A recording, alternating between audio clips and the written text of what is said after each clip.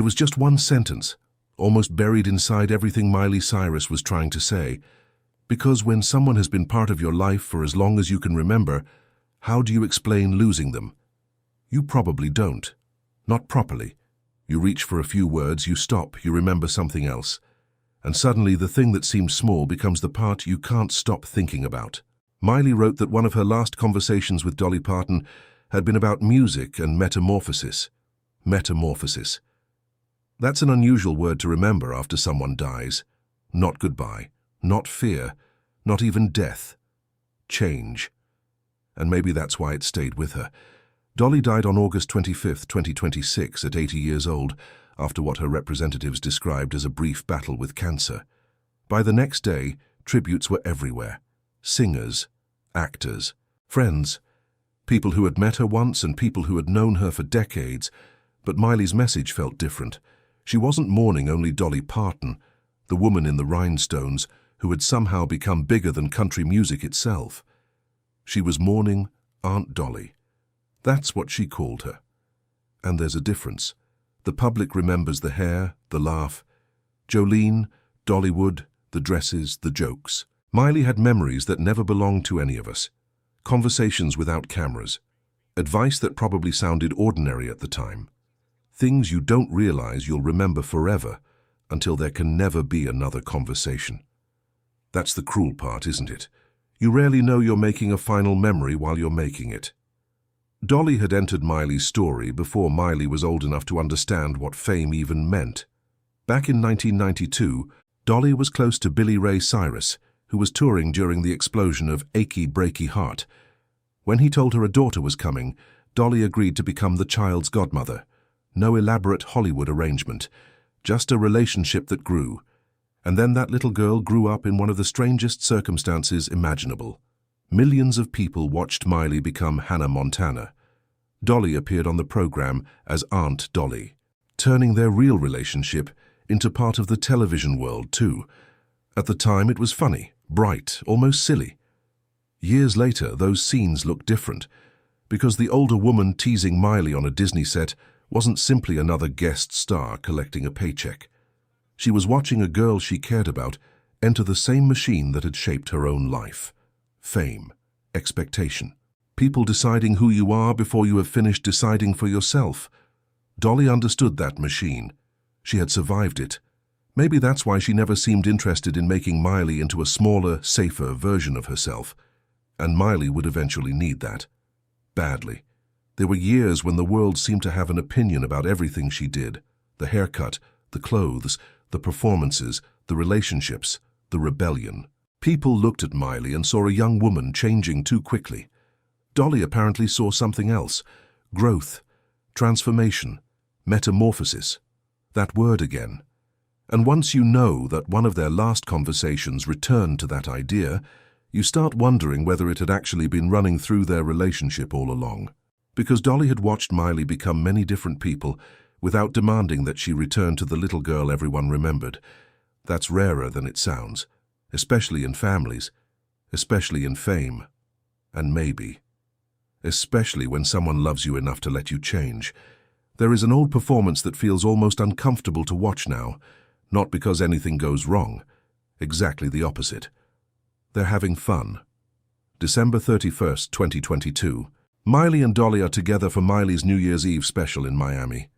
Miley is in her 30s by then. Dolly is 76. There's no Hannah Montana costume, no child standing beside her godmother anymore. They're equals on the stage, or close to it. They sing, they laugh, and eventually they arrive at Jolene. Think about that for a second. A song Dolly wrote when Miley's parents were still children becomes something the two women share in front of another generation. Nobody watching that night could know it would become their final live performance together. That's what time does to old footage. It changes the meaning without changing a single frame. You can go back and watch Dolly smiling, Miley turning toward her. Those tiny glances performers exchange when they know exactly where the other person is going musically. Nothing looks final, because it wasn't supposed to. Their relationship had always moved through music.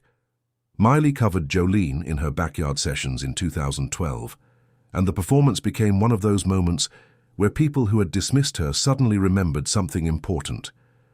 Beneath everything surrounding Miley Cyrus, there was a serious voice Dolly already knew. Later came Rainbow Land, released on Miley's Younger Now album in 2017. Then something happened in 2023 that seems almost backwards when you think about it. Dolly recorded Miley's Wrecking Ball. The mentor borrowed the student's song and Miley joined her. That matters. Older stars sometimes talk about younger artists as though culture stopped improving the moment their own generation left center stage. Dolly wasn't built that way. She kept listening. She had opinions, certainly. But curiosity never completely left her. And Miley noticed. Years earlier, when Miley's public image was being torn apart after she moved aggressively away from the Disney version of herself, Dolly defended her without pretending she understood every decision. That's an important distinction. You don't have to understand every choice someone makes to refuse to abandon them. Maybe you've had someone like that. Or maybe you wish you had. Someone who doesn't say, "I approve of everything you're doing." Someone who says, in effect, "I still know who you are underneath all this noise." For Miley, Dolly occupied a strange space. Godmother, aunt, musical ancestor, friend, and perhaps the one person famous enough to understand what Miley was experiencing without being impressed by the fame itself. Imagine how useful that becomes. If Miley complained about press attention, Dolly couldn't be shocked. If Miley worried she'd been misunderstood, Dolly knew something about that. If Miley reinvented herself and frightened people who preferred the old version, well, Dolly had spent decades constructing a public image so exaggerated that people repeatedly underestimated the woman inside it. The nails and wigs distracted people. Dolly knew they did. Sometimes she used that. There was always more calculation beneath the sparkle than outsiders expected. Miley, in her own way, learned the same lesson. Let people look. Let them talk. Keep moving. And then, near the end of Dolly's life, these two women who had spent decades changing in public found themselves talking about transformation again. We don't know the entire conversation. That's important. Miley hasn't given us a transcript. She hasn't claimed Dolly delivered some mysterious deathbed prophecy. What she gave us was smaller and somehow more believable: music, metamorphosis, two subjects that had followed them for years. You wonder whether Miley understood the weight of that conversation then. Probably not. How could she? There is another detail in Miley's message that I keep coming back to. She seems to know what Dolly would tell her to do with grief. Not because Dolly left instructions for this particular moment, because Miley had known her long enough to hear the answer anyway. Feel it. Turn it into music. Keep going. That sounds very Dolly. Not because Dolly avoided pain, she didn't. Her songs are full of it: poverty, jealousy, leaving, regret. Love that doesn't stay where you put it.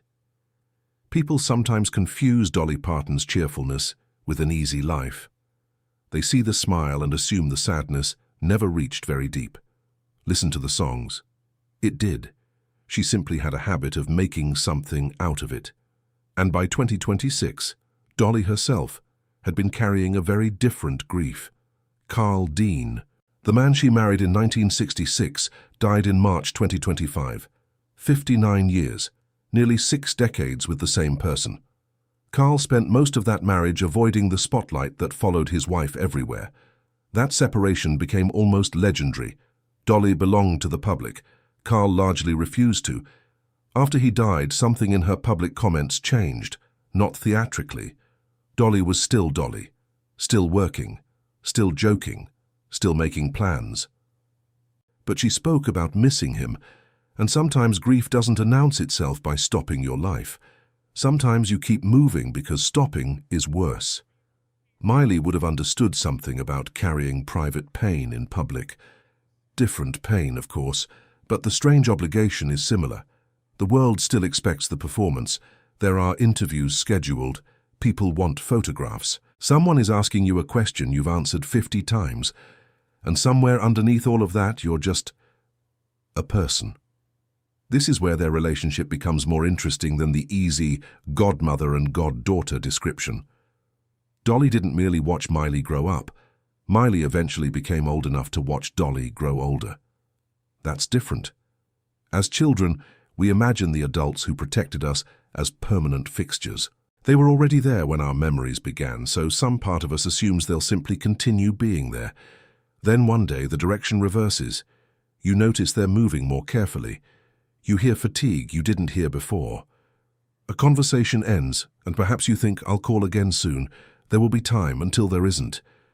4 days before Dolly died, she was still speaking publicly about things she wanted to accomplish. That's almost difficult to reconcile with what followed. She wasn't publicly speaking as a woman putting a period at the end of her own story. She was looking ahead.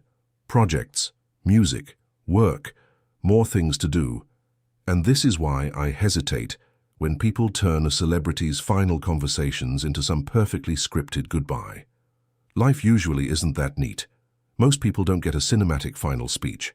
There are unfinished plans, half-made decisions, messages you meant to answer, things sitting on calendars. The ordinary machinery of tomorrow continues running right up until tomorrow doesn't arrive. Maybe that's what makes Miley's recollection hit harder. Their conversation apparently wasn't about dying. It was about becoming. Imagine remembering that afterward. The person is gone, but the last idea she left floating in your mind is transformation. A butterfly, something ending in one form and appearing in another. Miley even used that imagery when she spoke about their conversation. You don't have to make it supernatural. I don't think you should. The human version is powerful enough. A woman who had reinvented herself for decades was still talking about change near the end, and the younger woman she had guided was left to decide what that idea meant now. Miley was born into country music, but she didn't stay there. Maybe that is part of why Dolly mattered so much, because Dolly understood that leaving the place where people first understood you doesn't necessarily mean rejecting it. Miley became a Disney phenomenon, then a pop provocateur, then something closer to a rock singer. Then she changed again, and again. The public has spent years trying to identify the real Miley Cyrus, as though one version must be selected and all the others discarded. Dolly never seemed especially interested in that question. She knew personas could be real and artificial at the same time. Her own image proved it. The blonde hair was exaggerated. The clothes were exaggerated. The jokes about herself were often deliberate, yet the woman underneath them could be painfully direct. She once built an entire career partly around letting people underestimate her.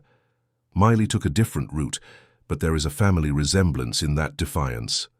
Neither woman seemed particularly willing to become what strangers considered age-appropriate, respectable enough, feminine enough, country enough, pop enough, whatever enough.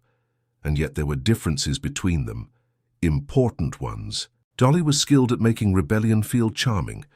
Miley often made rebellion feel confrontational. Dolly could tell you no while smiling so warmly you might thank her for it. Miley sometimes seemed willing to let the room become uncomfortable. Different generations, different weapons, same stubborn streak. I wonder whether that was something they recognized in one another. There were public moments that suggest Dolly occasionally worried about Miley without wanting to control her. That's such a difficult balance.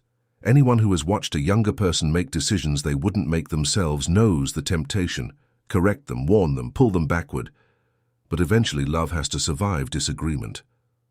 Dolly seemed to understand that, and Miley never outgrew her. That's what strikes me. She became rich enough, famous enough, successful enough that she didn't need Dolly's name to open a door, yet the relationship remained. When Dolly moved into rock music with Rockstar in 2023, Miley was there. When the two sang Wrecking Ball, something subtle happened to the usual mentor-student arrangement. Dolly was entering Miley's musical territory. Imagine being Miley in that room. The woman whose songbook had influenced generations is now singing your song. Not Hannah Montana's song, not Billy Ray's daughter's song, yours. There is validation in that which an award probably can't reproduce. And then came the conversation about music and metamorphosis. We don't know who raised the subject. We don't know exactly what Dolly said. We don't know whether it lasted 5 minutes or an hour. That's where I think some stories should be allowed to remain incomplete, because Miley herself referred to private moments she considers sacred. Not everything intimate becomes public simply because the person involved was famous. And maybe the temptation now will be enormous. People will want the hidden details. What were Dolly's exact words? Did she know? Did she say goodbye? Was Miley aware something was wrong?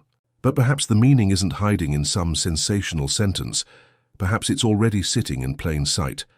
Their relationship began with one woman agreeing to help look after a child. It ended with that child now grown, listening to her mentor talk about transformation, and then having to transform again, this time without her. There is a phrase people use after someone dies: they're still with you. Sometimes it helps. Sometimes it sounds unbearable. Miley found her own version. She said she has an angel beside her. And if you're listening closely, that isn't really a statement about death. It's a statement about influence. Because there are people who remain in the way you make decisions. You hear their reaction before you've done something. You know which joke they would make. You reach for the phone for half a second, then remember. That's the strange afterlife of knowing somebody well. They become part of your internal voice. For Miley, that voice has been there almost from the beginning, long before the Grammys, long before Flowers, before the controversies, marriages, divorces, reinventions, stadiums. There was Aunt Dolly, a woman who had already lived several careers by the time Miley was born. Now Miley is 33, Dolly is gone. And suddenly the age difference feels less like distance and more like inheritance, not money, something heavier. How do you carry forward a person whose identity was so enormous that the culture itself seems slightly emptier without her? Maybe you don't try to replace her. That would be impossible. Dolly herself spent a lifetime being difficult to imitate, even though thousands tried. Maybe Miley already understands that. Years ago, Dolly's advice to younger women often came back to individuality. She admired people who knew who they were, even if the world didn't understand them yet. Miley has certainly tested that principle, and now there's an odd symmetry to the whole thing. Dolly once watched Miley step out of a childhood identity and become something nobody could fully predict. Now Miley is being asked to step into another version of herself again. The version who doesn't have Dolly physically available anymore. That's a quieter transformation. No costume, no shocking television performance, no headline announcing the new era. Just absence. And perhaps a song eventually. Miley suggested as much herself. She believes Dolly would want her to feel the grief, write from it, and continue. That doesn't mean the next Miley Cyrus record will necessarily contain a song called Dolly. Grief is rarely that literal. Sometimes it appears months later in a melody nobody else recognizes. Sometimes it's a line. Sometimes it's simply the decision to keep working because the person you lost would have been irritated to see you stop. I can almost imagine Dolly being that person. Not because I knew her, none of us did really. We knew the version she generously gave us. Miley knew another one. And perhaps that's why her tribute feels unfinished. She doesn't tell us everything, she shouldn't. She gives us a butterfly, music, transformation, an angel. Then she leaves the rest where it belongs, between them. There's something unusually human about that restraint, especially now when every private moment surrounding a famous death seems destined to become content within hours. Maybe the most meaningful thing Dolly told Miley isn't a sentence the public will ever hear.